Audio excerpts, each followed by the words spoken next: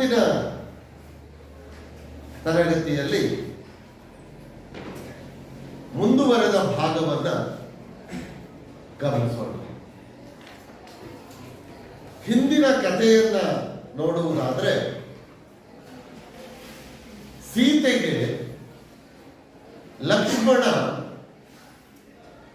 ಏನು ಹೇಳಬೇಕು ಎಂದು ಗೊತ್ತಾಗದೆ ಮನದೊಳಗೆ ಮರುಗುವಂತಹ ಸಂದರ್ಭವನ್ನು ನಾವು ಕಾಣ್ತೇವೆ.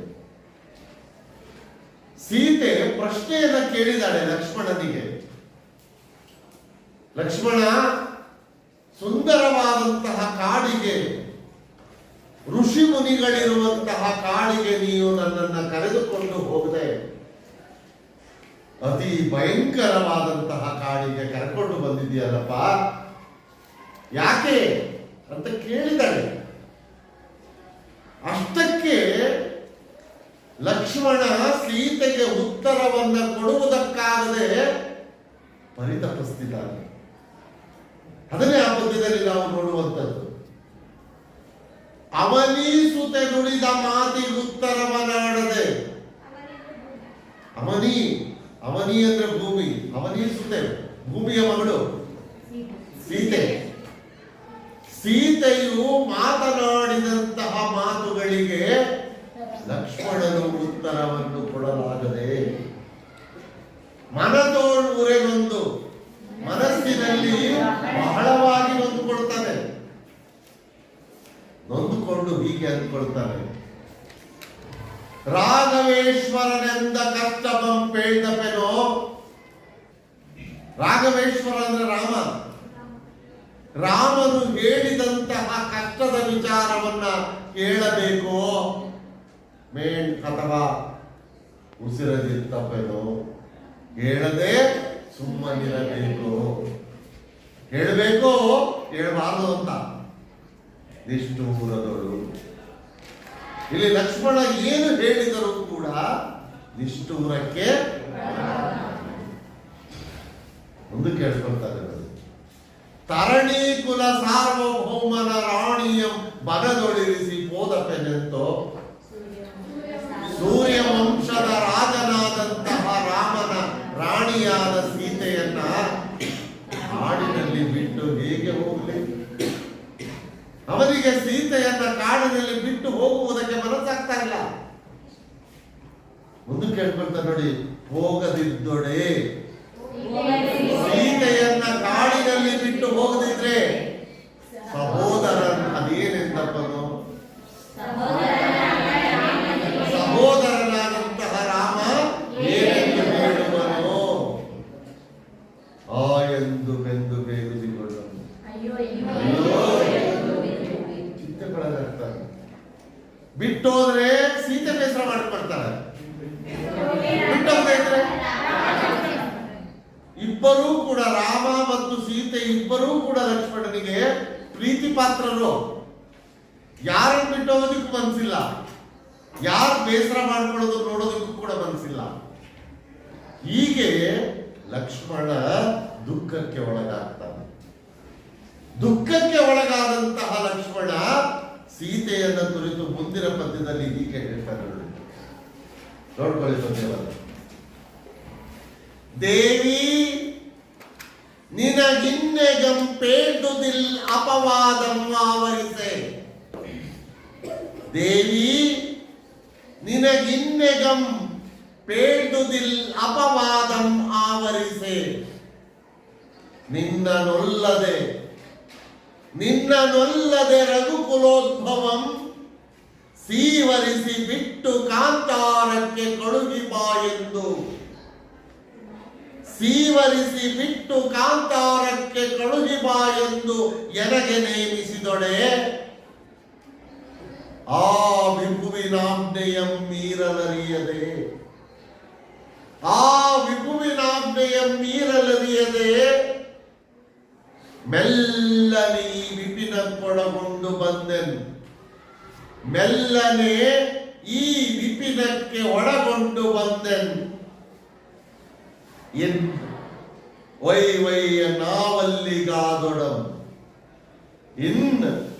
ಇನ್ನೂ ವೈ ವೈಯನೆ ಆವಲ್ಲಿಗಾದೊಡಂ ಹೋಗು ಎಂದು ಲಕ್ಷ್ಮಣಂ ಬಾಷ್ಪಾಲೋಚನನಾದನು.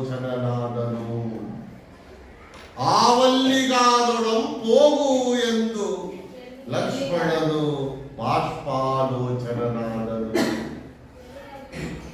ಏನು ಮಾಡ್ದ ಅನ್ನೋದ್ರೆ ಚೆನ್ನಾಗಿ ಹೇಳ್ತಿದ್ದಾರೆ ನೋಡಿ. ಬಂದಿಲ್ಲ ದೇವಿ ದೇವಿ ಸೀತೆ ಅಂತ.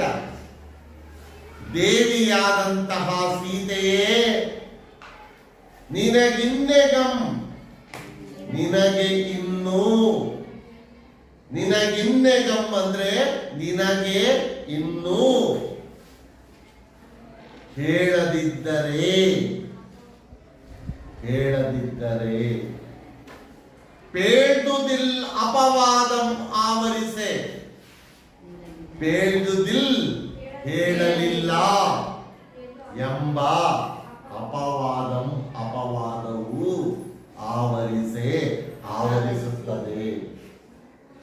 ದೇವಿ, ದೇವಿಯಾದಂತಹ ಸೀತೆಯೇ ನಿನಗಿನ್ನೆಗಂ, ನಿನಗೆ ನಾನು ಇನ್ನು ಸತ್ಯವನ್ನು ಹೇಳದಿದ್ದರೆ, ಪೇಳ್ದುದಿಲ್ ಅಪವಾದಂ ಆವರಿಸೆ, ಹೇಳಲಿಲ್ಲ ಎಂಬ ಅಪವಾದವು ನನ್ನನ್ನು ಆವರಿಸಿಕೊಳ್ಳುತ್ತದೆ. ದೇವಿ, ದೇವಿಯಾದಂತಹ ಸೀತೆಯೇ ನಿನಗೆ ಇನ್ನು ನಾನು ಸತ್ಯವನ್ನ ಹೇಳದಿದ್ದರೆ, ಹೇಳಲಿಲ್ಲ ಎಂಬ ಅಪವಾದವು ನನ್ನನ್ನು ಆವರಿಸಿಕೊಳ್ಳುತ್ತದೆ. ಇನ್ನು ನಾನು ಸತ್ಯವನ್ನ ಹೇಳೋದನ್ನು ತಡೆಯೋದಿಲ್ಲ. ಈಗಲೂ ನಾನು ನಿನಗೆ ಸತ್ಯವನ್ನ ಹೇಳದೆ ಹೋದ್ರೆ ನನ್ನ ಮೇಲೆ ಅಪವಾದ ಬರುತ್ತೆ ಕಣಮ್ಮ. ಸತ್ಯವನ್ನ ಹೇಳಲಿಲ್ಲ ಅನ್ನುವ ಅಪವಾದ ನನ್ನ ಮೇಲೆ ಬರುತ್ತೆ. ಹಾಗಾಗಿ ಹೇಳ್ತೇನೆ ಅಂತ ಸತ್ಯವನ್ನ ಹೇಳುವುದಕ್ಕೆ ಮುಂದಾಗ್ತಾನೆ ಲಕ್ಷ್ಮಣ. ಕೇಳು, ನಿನ್ನನ್ನೊಲ್ಲದೆ ರಘುಕುಲೋದ್ಭವಂ, ನಿನ್ನನ್ನು ಒಲ್ಲದೆ ನೀನು ಬೇಡವಾಗಿ ಅಥವಾ ನೀನು ಇಷ್ಟವಾಗದೆ, ನಿನ್ನ ಬಗ್ಗೆ ಇಷ್ಟವಿಲ್ಲದೆ, ರಘುಕುಲೋದ್ಭವಂ, ರಘುಕುಲ ಪ್ಲಸ್ ಉದ್ಭವ. ಉದ್ಭವ ಅಂದ್ರೆ ಹುಟ್ಟಿದ್ದು. ರಘುವಂಶದಲ್ಲಿ ಹುಟ್ಟಿದವನು ಯಾರು? ರಾಮ. ರಘುಕುಲೋದ್ಭವ ಅಂದ್ರೆ ರಾಮ ಅಂತ. ರಘುಕುಲೋದ್ಭವಂ ರಾಮನು. ನಿನ್ನನ್ನೊಲ್ಲದೆ ರಘುಕುಲೋದ್ಭವಂ, ನೀನು ಇಷ್ಟವಾಗದೆ ರಾಮನು, ನಿನ್ನನ್ನು ಇಷ್ಟಪಡದೆ ರಾಮನು, ನಿನ್ನ ಬಗ್ಗೆ ಇಷ್ಟವಾಗದೆ ರಾಮನು ಸೀವರಿಸಿ ಸಹಿಸಲಾರದೆ, ಸಹಿಸಲಾರದೆ ಕಾಂತಾರಕ್ಕೆ ಬಿಟ್ಟು ಕಳುಹಿ ಬಾ ಎಂದು ಎನಗೆ ನೇಮಿಸಿದೊಡೆ. ಕಾಂತಾರಕ್ಕೆ ಬಿಟ್ಟು, ಬಿಟ್ಟು ಕಾಂತಾರಕ್ಕೆ, ಕಾಂತಾರಕ್ಕೆ ಬಿಟ್ಟು, ಕಾಂತಾರ ಅಂದ್ರೆ ಕಾಡು ಅಂತ, ಕಾಡಿಗೆ ಬಿಟ್ಟು ಕಳುಹಿಸಿ ಬಾ. ಕಾಡಿಗೆ ಬಿಟ್ಟು, ಕಾಂತಾರಕ್ಕೆ ಬಿಟ್ಟು ಕಳುಹಿ ಬಾ ಎಂದು, ಕಾಡಿಗೆ ಬಿಟ್ಟು ಕಳುಹಿಸಿ ಬಾ ಎಂದು ಎನಗೆ ನೇಮಿಸಿದೊಡೆ. ನನ್ನನ್ನು ನೇಮಿಸಿದಾಗ, ನೇಮಕ ಮಾಡಿದಾಗ ಅಥವಾ ಕಳುಹಿಸಿದಾಗ, ನನ್ನನ್ನ ನೇಮಿಸಿದಾಗ, ನೇಮಕ ಮಾಡಿದಾಗ. ಮತ್ತೊಮ್ಮೆ, ನಿನ್ನನ್ನೊಲ್ಲದೆ ರಘುಕುಲೋದ್ಭವಂ, ನಿನ್ನನ್ನ ಇಷ್ಟವಾಗದೆ ರಾಮನು ಸಹಿಸಲಾರದೆ ಕಾಂತಾರಕ್ಕೆ ಬಿಟ್ಟು ಕಳುಹಿ ಬಾ ಎಂದು, ಕಾಡಿಗೆ ಬಿಟ್ಟು ಕಳುಹಿಸಿ ಬಾ ಎಂದು ಎನಗೆ ನೇಮಿಸಿದ ನೇಮಿಸಿದೊಡೆ, ನನ್ನನ್ನು ನೇಮಿಸಿದಾಗ ಅಥವಾ ಆ ಕೆಲಸವನ್ನ ನನಗೆ ಒಪ್ಪಿಸಿದಾಗ ಕ್ರಮ ಆ ವಿಭುವಿನಾಜ್ಞೆಯ ಮೀರಲರಿಯದೆ. ವಿಭು ವಿಭು ಅಂತ ಹೇಳಿದ್ರೆ ರಾಜ. ಇದನ್ನ ಪರೀಕ್ಷೆಯಲ್ಲಿ ಅರ್ಥ ಬರೆಯೋದಕ್ಕೆ ಕೇಳ್ತಾರೆ, ನೆನ್ಪಿಟ್ಕೊಳ್ಳಿ. ಆ ವಿಭುವಿನಾಜ್ಞೆಯ ಮೀರಲರಿಯದೆ, ಆ ರಾಜನ ಆಜ್ಞೆಯನ್ನು, ಆಜ್ಞೆ ಆದೇಶ ಅಥವಾ ಮಾತು, ಆ ರಾಮನ ಆದೇಶವನ್ನು ಮೀರಲು ಅರಿಯದೆ, ಮೀರಲು ತಿಳಿಯದೆ, ಮೀರಲು ಆಗದೆ, ಆ ವಿಭುವಿನಾಜ್ಞೆಯ ಮೀರಲರಿಯದೆ, ಆ ರಾಜನಾದಂತಹ ರಾಮನ ಆದೇಶವನ್ನು ಮೀರಲು ತಿಳಿಯದೆ, ನಿನ್ನ ಮೀರಲರಿಯದೆ ಮೆಲ್ಲನೆ ಈ ವಿಪಿನ ಕೊಡಗೊಂಡು ಬಂದೆನು, ಮೆಲ್ಲನೆ ಈ ವಿಪಿನ ಕೊಡಗೊಂಡು ಬಂದೆನು, ನಿಧಾನವಾಗಿ ಈ ವಿಪಿನಕ್ಕೆ, ವಿಪಿನ ಅಂದ್ರೆ ಕಾಡು, ಮೆಲ್ಲನೆ ನಿಧಾನವಾಗಿ ಈ ಕಾಡಿಗೆ ನಿನ್ನನ್ನು ಕರೆದುಕೊಂಡು ಬಂದೆನು. ಮೆಲ್ಲನೆ ವಿಪಿನ ಕೊಡಗೊಂಡು ಬಂದೆನು, ನಿಧಾನವಾಗಿ ಈ ಕಾಡಿಗೆ ನಾನು ನಿನ್ನನ್ನು ಕರೆದುಕೊಂಡು ಬಂದೆ. ಇದಿಷ್ಟು ಒಂದೇ ವಾಕ್ಯ ನೋಡಿ. ಎಲ್ಲಿಂದ? ನಿನ್ನನ್ನು ಒಲ್ಲದೆ, ನಿನ್ನನ್ನು ಒಲ್ಲದೆ ನೀನು ಬೇಡವಾಗಿ ರಘುವಂಶದಲ್ಲಿ ಹುಟ್ಟಿದಂತಹ ರಾಮನು ನಿನ್ನನ್ನು ಸಹಿಸಲಾರದೆ ಕಾಡಿಗೆ ಬಿಟ್ಟು ಕಳುಹಿಸಿ ಬಾ ಎಂದು ನನ್ನನ್ನು ನೇಮಿಸಿದಾಗ ಆ ರಾಜನಾದಂತಹ ರಾಮನ ಆದೇಶವನ್ನು ಮೀರಲು ಸಾಧ್ಯವಾಗದೆ ನಿಧಾನವಾಗಿ ನಿನ್ನನ್ನ ಈ ಕಾಡಿಗೆ ನಾನು ಬಂದೆ. ಪುಸ್ತಕ ಇನ್ನು ವೈವಯ್ಯನೆ ಆವಲ್ಲಿಗಾದೊಡಂಪೋಗು. ವೈವಯ್ಯನೆ, ವೈವಯ್ಯನೆ ಅಂದ್ರೆ ಮೆಲ್ಲ ಮೆಲ್ಲನೆ. ನೋಡಿ, ಅಲ್ಲೂ ಕೂಡ ಸೀತೆಯ ಬಗ್ಗೆ ಅನುಕಂಪ ಇದೆ ಲಕ್ಷ್ಮಣನಿಗೆ. ಇನ್ನು ನೀನು ವೈವಯ್ಯನೆ, ಮೆಲ್ಲ ಮೆಲ್ಲನೆ, ನಿಧಾನವಾಗಿ ಆವಲ್ಲಿಗಾದೊಡಂಪೋಗು, ಎಲ್ಲಿಗಾದರೂ ಹೋಗು. ಇಂಥ ಜಾಗಕ್ಕೆ ಹೋಗುವಂತ ಅವನು ಹೇಳ್ತಿಲ್ಲ. ಆವಲ್ಲಿಗಾದೊಡಂಪೋಗು, ಎಲ್ಲಿಗಾದರೂ ಹೋಗು ಎಂದು ಲಕ್ಷ್ಮಣಂ ಬಾಷ್ಪಾಲೋಚನನಾದನು ಎಂದು ಲಕ್ಷ್ಮಣ ಸೀತೆಯ ವಿಚಾರವಾಗಿ ಕಣ್ಣೀರನ್ನ ತುಂಬಿಕೊಂಡ. ಬಾಷ್ಪಾಲೋಚನ, ಲೋಚನ, ಲೋಚನ ಅಂದ್ರೇನು? ಲೋಚನ ಅಂದ್ರೆ ಕಣ್ಣು ಅಂತ, ಬಾಷ್ಪ ಅಂದ್ರೆ ಕಣ್ಣೀರು, ನೀರು, ಕಣ್ಣೀರು. ಕಣ್ಣಿನಲ್ಲಿ ಕಣ್ಣೀರನ್ನು ತುಂಬಿಕೊಂಡ, ಕಣ್ಣೀರನ್ನು ತುಂಬಿಕೊಂಡ ಲಕ್ಷ್ಮಣ. ದುಃಖ ಆಯಿತು. ಆ ದುಃಖದಲ್ಲಿ ಪರಿತಪಿಸ್ತಾ ಇದ್ದಾನೆ ಇಲ್ಲಿ ಲಕ್ಷ್ಮಣ. ಮತ್ತೊಮ್ಮೆ ಮೊದಲನೇ ವಾಕ್ಯ, ದೇವಿ ನಿನಗಿನ್ನೆಗಂ, ದೇವಿ ನಿನಗಿನ್ನೆಗಂ ಪೇದುದಿಲ್ ಅಪವಾದಂ ಆವರಿಸೆ.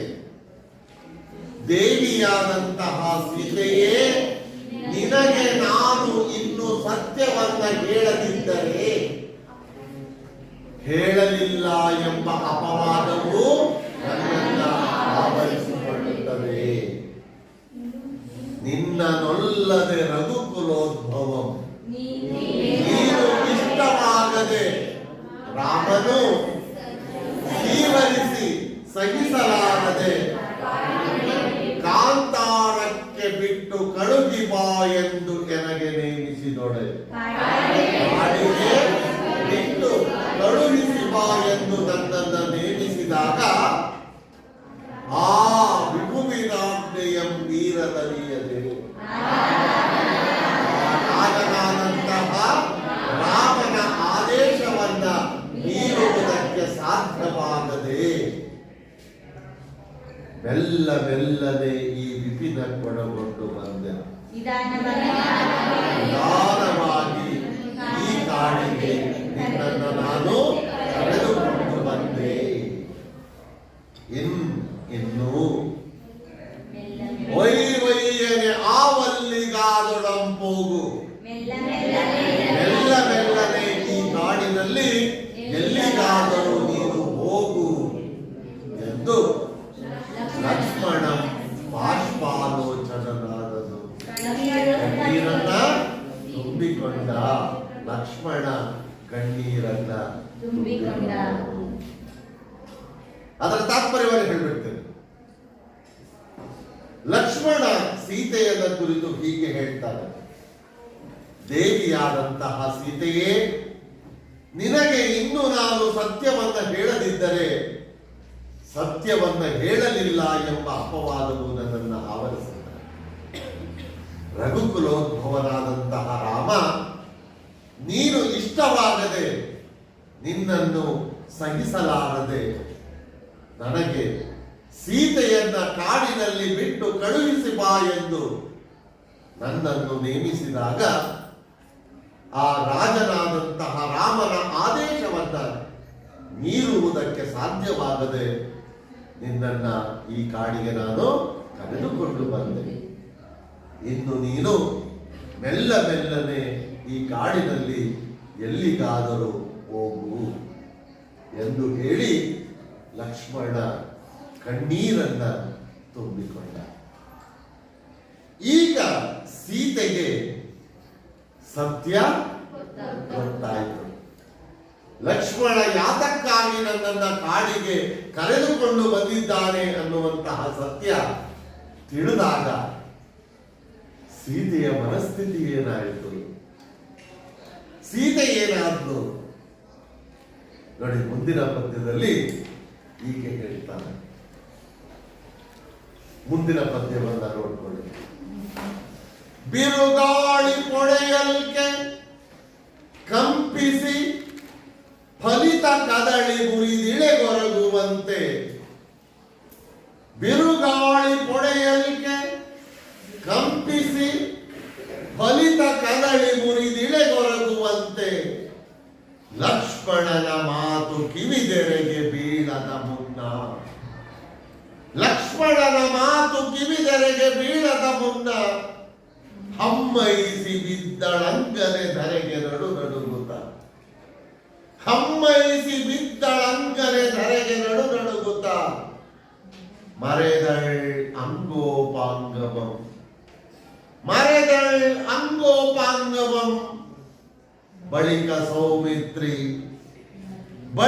ಸೌಮಿತ್ರಿ ಮರುಗಿ ತಣ್ಣೀರ್ದೆಳೆದು ಪತ್ರದಿಂ ಕೊಡೆವಿಳಿದು ಸೆರಗಿಂದೆ ಬೀಸಿ ರಾಮನ ಸೇವೆ ಸಂದುದೇ ತನಗೆ ಎಂದು ರೋಧಿಸಿದನು. ರಾಮನ ಸೇವೆ ಸಂದುದೇ ತನಗೆ ಎಂದು ರೋಧಿಸಿದನು. ಏನಾಯಿತು ನೋಡಿ, ಇಲ್ಲೊಂದು ಉಪಮೆಯನ್ನ ಕೊಡ್ತಿದ್ದಾನೆ ಲಕ್ಷ್ಮೀಶ. ಬಿರುಗಾಳಿ ಪೊಡೆಯಲ್ಕೆ ಕಂಪಿಸಿ ಫಲಿತ ಕದಳಿ ಮುರಿದು ಇಳೆಗೊರಗುವಂತೆ. ಬಿರುಗಾಳಿ ಪೊಡೆಯಲ್ಕೆ, ಪೊಡೆ ಪೊಡೆ, ಬಿರುಗಾಳಿಯು ಒಡೆದಾಗ ಅಥವಾ ಬಿರುಗಾಳಿಯು ಬೀಸಿದಾಗ, ಬಿರುಗಾಳಿಯು ಬೀಸಿದಾಗ ಕಂಪಿಸಿ ನಡುಗಿ, ಕಂಪನ, ಕಂಪಿಸಿ ನಡುಗಿ, ಹಲುಗಾಳಿ, ಫಲಿತ ಕದಳಿ, ಫಲಿತ ಕದಳಿ, ಕದಳಿ ಅಂದ್ರೆ ಬಾಳೆ ಗಿಡ ಅಂತ. ಕದಳಿ ಅಂದ್ರೆ ಬಾಳೆ ಗಿಡ. ಫಲಿತ ಅಂದ್ರೆ ಫಲ ಬಿಟ್ಟ ಬಾಳೆಯ ಗಿಡ. ಫಲ ಹಣ್ಣು, ಗೊನೆ, ಗೊನೆ ಇರುವಂತಹ ಬಾಳೆಯ ಗಿಡವು ಫಲಿತ ಕದಳಿ, ಫಲ ಬಿಟ್ಟ ಬಾಳೆಯ ಗಿಡವು ಮುರಿದು ಇಳೆಗೆ ಹೊರಗುವಂತೆ, ಮುರಿದು ಭೂಮಿಯ ಮೇಲೆ ಬೀಳುವ ಹಾಗೆ. ಇಳೆಗೆ ಇಳೆ ಅಂದ್ರೆ ಭೂಮಿ ಅಂತ. ಇಳೆಗೆ ಹೊರಗುವಂತೆ ಭೂಮಿಯ ಮೇಲೆ ಬೀಳುವ ಹಾಗೆ. ಮತ್ತೊಮ್ಮೆ ಬಿರುಗಾಳಿ ಪಡೆಯಲ್ಕೆ, ಬಿರುಗಾಳಿಯು ಬೀಸಿದಾಗ ಕಂಪಿಸಿ ನಡುಗಿ ಫಲಿತ ಕದಳಿ, ಫಲ ಬಿಟ್ಟ ಬಾಳೆಯ ಗಿಡವು ಮುರಿದು ಇಳೆಗೆ ಹೊರಗುವಂತೆ, ಮುರಿದು ಭೂಮಿಯ ಮೇಲೆ ಬೀಳುವ ಹಾಗೆ. ಬಿರುಗಾಳಿಯು ಬೀಸಿದಾಗ ನಡುಗಿ ಫಲ ಬಿಟ್ಟಂತಹ ಬಾಳೆಯ ಗಿಡವು ಮುರಿದು ಭೂಮಿಯ ಮೇಲೆ ಬೀಳುವ ಹಾಗೆ ಬಿದ್ದ ರೀತಿಯಲ್ಲಿ ಏನಾಯಿತು? ಲಕ್ಷ್ಮಣನ ಮಾತು ಕಿವಿದೆರೆಗೆ ಬೀಳದ ಮುನ್ನ, ಬೀಳುವ ಮುನ್ನವೇ ಲಕ್ಷ್ಮಣನ ಮಾತುಗಳು ಕಿವಿದೆರೆಗೆ ಬೀಳದ ಮುನ್ನ ಅಂದ್ರೆ ಕಿವಿಗೆ ಬೀಳುವ ಮುನ್ನ, ಕೇಳಿಸಿಕೊಳ್ಳುವ ಮುನ್ನವೇ, ಕೇಳಿಸಿಕೊಳ್ಳುವುದಕ್ಕೆ ಮುಂಚೆಯೇ ಅಂತ. ಲಕ್ಷ್ಮಣನ ಮಾತುಗಳನ್ನ ಕೇಳಿಸಿಕೊಳ್ಳುವುದಕ್ಕೆ ಮುಂಚೆಯೇ ಸೀತೆ ಹಮ್ಮೈಸಿ, ಹಮ್ಮೈಸಿ, ಹಮ್ಮೈಸಿ ಅಂದ್ರೆ ಪ್ರಜ್ಞೆ ತಪ್ಪಿ, ಹಮ್ಮೈಸಿ ಪ್ರಜ್ಞೆ ಹೋಗಿ, ಪ್ರಜ್ಞೆ ಹೋಗ್ಬಿಡ್ತು, ಪ್ರಜ್ಞೆ ತಪ್ಪಿ ಧರೆಗೆ ನಡುಗುತ್ತಾ ಬಿದ್ದಳಂಗನೆ. ಹಮ್ಮೈಸಿ ಪ್ರಜ್ಞೆ ತಪ್ಪಿ ಧರೆಗೆ ನಡುಗುತ್ತಾ, ಭೂಮಿಯ ಮೇಲೆ ನಡುಗುತ್ತಾ ಬಿದ್ದಳಂಗನೆ, ಬಿದ್ದಳು ಸೀತೆ. ಲಕ್ಷ್ಮಣನ ಮಾತು ಕಿವಿದೆರೆಗೆ ಬೀಳದ ಮುನ್ನ, ಲಕ್ಷ್ಮಣನ ಮಾತುಗಳನ್ನ ಕೇಳಿಸಿಕೊಳ್ಳುವುದಕ್ಕೆ ಮುಂಚೆಯೇ ಸೀತೆ ಹಮ್ಮೈಸಿ ಪ್ರಜ್ಞೆ ತಪ್ಪಿ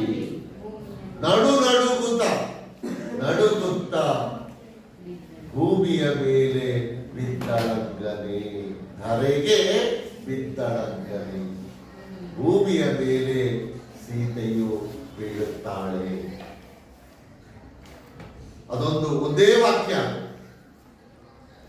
ಬಿರುಗಾಳಿಯು ಬೀಸಿದಾಗ ನಡುಗಿ ಫಲ ಬಿಟ್ಟಂತಹ ಬಾಳೆಯ ಗಿಡವು ಮುರಿದು ಭೂಮಿಯ ಮೇಲೆ ಬೀಳುವ ಹಾಗೆ ಸೀತೆಯು ಲಕ್ಷ್ಮಣನ ಮಾತುಗಳನ್ನ ಕೇಳಿಸಿಕೊಳ್ಳುವುದಕ್ಕೆ ಮುಂಚೆಯೇ ಪ್ರಜ್ಞೆ ತಪ್ಪಿ ನಡುಗುತ್ತಾ ಭೂಮಿಯ ಮೇಲೆ ಬಿದ್ದಳು.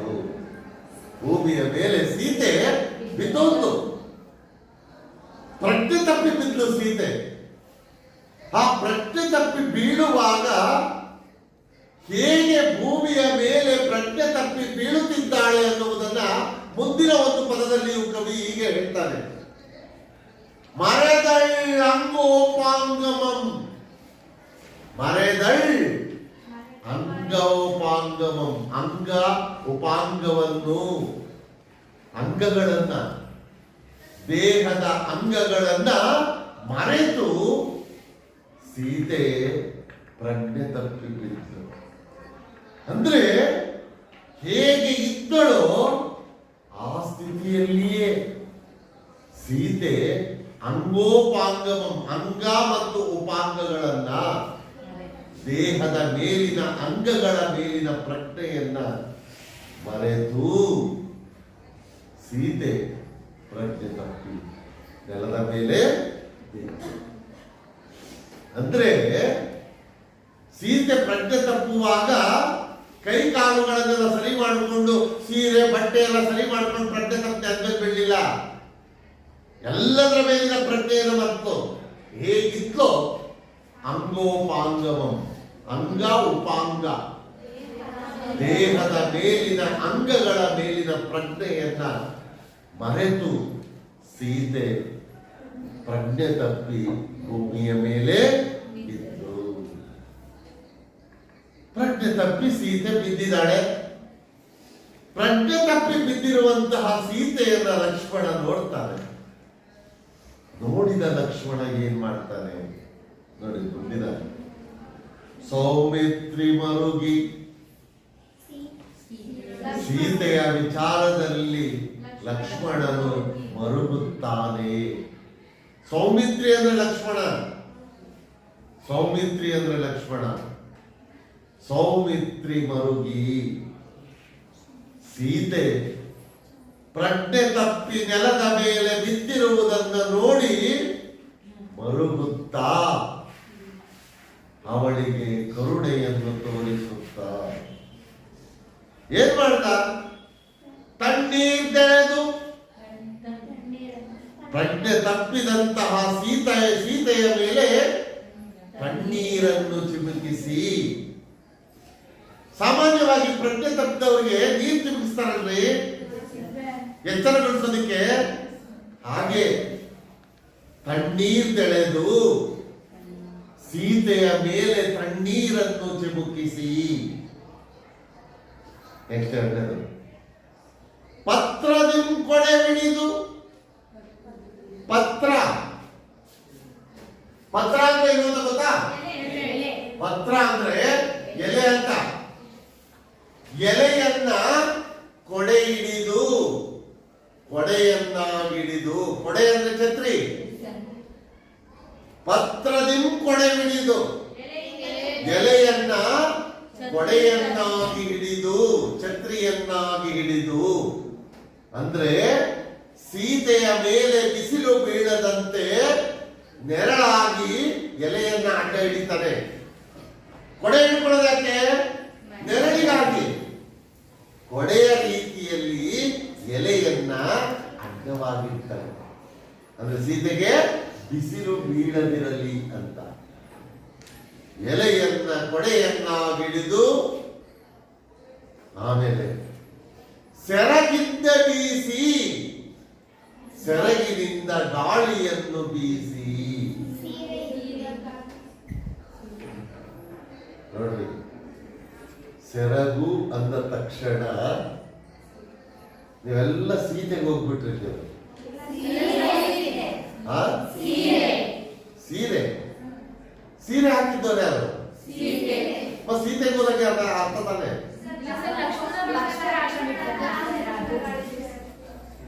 ಇಲ್ಲಿ ನೀವು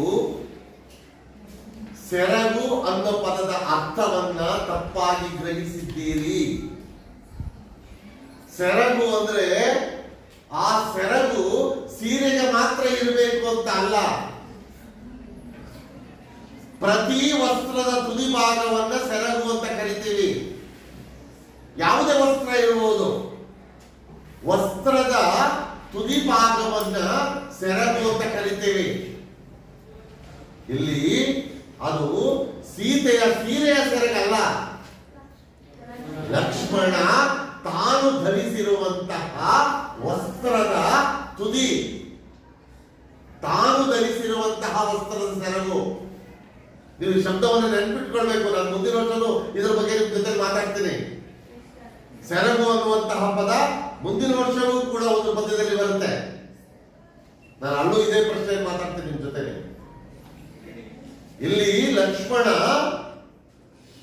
ಸೀತೆಯ ಸೆರಗನ್ನ ಮುಟ್ಟುವುದಕ್ಕೆ ಸಾಧ್ಯ ಇಲ್ಲ. ಸೀತೆ ಅವನಿಗೆ ಅತ್ತಿಗೆ ಸಮಾನ. ಹಾಗಾಗಿ ಸೀತೆಯ ಸೆರಗನ್ನು ಮುಟ್ಟಕ್ಕಾಗಲ್ಲ. ಅಂದ್ರೆ ತನ್ನ ಸೆರಗಿನಿಂದ, ತಾನು ಧರಿಸಿರುವಂತಹ ವಸ್ತ್ರದ ಸೆರಗಿನಿಂದ ಗಾಳಿಯನ್ನು ಬೀಸಿ, ಸೆರಗಿಂದ ಬೀಸಿ. ತನ್ನ ವಸ್ತ್ರದಿಂದ ಗಾಳಿಯನ್ನ ಬೀಸಿ, ಮತ್ತೊಮ್ಮೆ ನೋಡಿ ಬಂದಿದ್ದ, ಸೌಮಿತ್ರಿ ಮರುಗಿ ಸೀತೆ ಪ್ರಜ್ಞೆ ತಪ್ಪಿ ಬಿದ್ದಿರುವುದನ್ನ ನೋಡಿ ಲಕ್ಷ್ಮಣನು ಸೀತೆಯ ಬಗ್ಗೆ ಮರುಗುತ್ತಾ ತಣ್ಣೀರ್ದೆಳೆದು ಸೀತೆಯ ಮೇಲೆ ತಣ್ಣೀರನ್ನ ಚಿಮುಕಿಸಿ ಪತ್ರದಿಂ ಕೊಡೆವಿಡಿದು ಎಲೆಯನ್ನ ಕೊಡೆಯನ್ನಾಗಿ ನೆರಳಾಗಿ ಹಿಡಿದು ಸೆರಗಿಂದ ಬೀಸಿ, ತನ್ನ ಸೆರಗಿನಿಂದ ಗಾಳಿಯನ್ನು ಬೀಸಿ ತನ್ನ ಮನಸ್ಸಿನಲ್ಲಿ ಹೀಗೆ ಅಂದುಕೊಳ್ತಾನೆ. ಏನ್ ಅಂದ್ಕೊಳ್ತಾನೆ ತನ್ನ ಮನಸ್ಸಿನಲ್ಲಿ? ರಾಮನ ಸೇವೆ ಸಂದುದೇ ತನಗೆ ಎಂದು ರೋಧಿಸಿದನು. ರಾಮನ ಸೇವೆ, ಇಷ್ಟು ವರ್ಷಗಳಿಂದ ರಾಮನನ್ನ ನಾನು ಮಾಡಿಕೊಂಡು ಬಂದಂತಹ ಸೇವೆ, ರಾಮನಿಗೆ ಮಾಡಿಕೊಂಡು ಬಂದಂತಹ ಸೇವೆ ನನಗೆ ಇಂತಹ ಒಂದು ಪರಿಸ್ಥಿತಿಯನ್ನ ತಂದೊಡ್ಡಿತಲ್ಲ, ಇಂತಹ ಒಂದು ಪರಿಸ್ಥಿತಿಗೆ ತನ್ನನ್ನು ತಂದು ನಿಲ್ಲಿಸಿತಲ್ಲ ಎಂದು ರೋಧಿಸಿದನು, ದುಃಖಿಸಿದನು. ರಾಮನ ಸೇವೆಯನ್ನ ಮಾಡಿಕೊಂಡು ಬಂದಂತಹ ಲಕ್ಷ್ಮಣನಿಗೆ ಇಷ್ಟು ವರ್ಷಗಳ ಕಾಲ ರಾಮನ ಒಂದೇ ಒಂದು ಮಾತುಗಳನ್ನ ವಿರೋಧಿಸದೆ ಲಕ್ಷ್ಮಣ ರಾಮನ ಸೇವೆಯನ್ನು ಮಾಡಿಕೊಂಡು ಬಂದಿದ್ದಾನೆ. ಆ ರೀತಿಯಲ್ಲಿ ಸೇವೆ ಮಾಡಿಕೊಂಡು ಬಂದಂತಹ ಕೆಲಸವೇ ಇವತ್ತು ಲಕ್ಷ್ಮಣ ಹೀಗೆ ದುಃಖ ಪಡುವುದಕ್ಕೆ ಕಾರಣವಾಗಿರುವಂಥದ್ದು. ಯಾವುದಾದ್ರೂ ಸಂದರ್ಭದಲ್ಲಿ ಲಕ್ಷ್ಮಣ ರಾಮನನ್ನ ವಿರೋಧ ಮಾಡಿದ್ರೆ, ಸೀತೆಯನ್ನ ಕಾಡಿಗೆ ಬಿಟ್ಟು ಬಾ ಅಂತ ಹೇಳಿದಾಗಲೂ ಕೂಡ ಲಕ್ಷ್ಮಣ ಏನ್ ಮಾಡ್ತಿದ್ದ? ವಿರೋಧ ಮಾಡ್ತಿದ್ದ. ಆದ್ರೆ ಮೊದಲಿನಿಂದಲೂ ರಾಮನ ಮಾತುಗಳನ್ನ ಕೇಳಿಕೊಂಡು ಬಂದಂತಹ ಲಕ್ಷ್ಮಣ ಸೀತೆಯನ್ನ ಕಾಡಿಗೆ ಬಿಟ್ಟು ಬಾ ಅಂದಾಗ ವಿರೋಧವನ್ನೇ ಮಾಡಲಿಲ್ಲ, ಒಪ್ಕೊಂಡ್ಬಿಟ್ಟ. ಆದ್ರೆ ಇಲ್ಲಿ ಪ್ರಜ್ಞೆ ತಪ್ಪಿ ಬಿದ್ದಿರುವಂತಹ ಸೀತೆಯನ್ನ ನೋಡಿ ಲಕ್ಷ್ಮಣನಿಗೆ ದುಃಖ ಆಗುತ್ತೆ. ಇಷ್ಟು ವರ್ಷಗಳಿಂದ ರಾಮನನ್ನ ಸೇವೆ ಮಾಡಿಕೊಂಡು ಬಂದದ್ದು ನನ್ನನ್ನ ಇಂತಹ ಒಂದು ಪರಿಸ್ಥಿತಿಗೆ ಕಾರಣವಾಯಿತಲ್ಲ ಎಂದು ಲಕ್ಷ್ಮಣ ಈ ಸಂದರ್ಭದಲ್ಲಿ ದುಃಖವನ್ನ ಪಡ್ತಾನೆ. ಇಲ್ಲಿಗೆ ಇವತ್ತಿನ ತರಗತಿಯನ್ನ ನಿಲ್ಲಿಸಿಕೊಳ್ಳೋಣ.